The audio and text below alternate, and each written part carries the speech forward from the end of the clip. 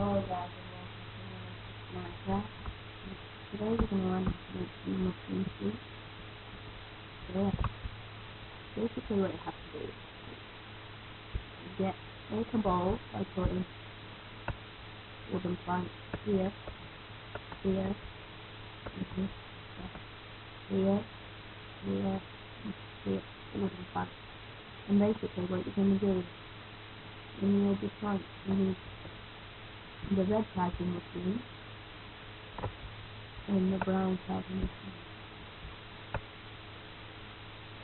You need these to make the mushroom soup.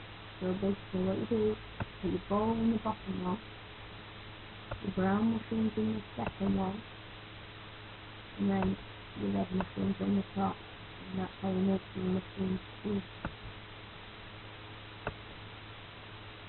So yeah, thanks for watching guys, that was only a short tutorial of how to make mushroom soup. Bye, 7 goes out.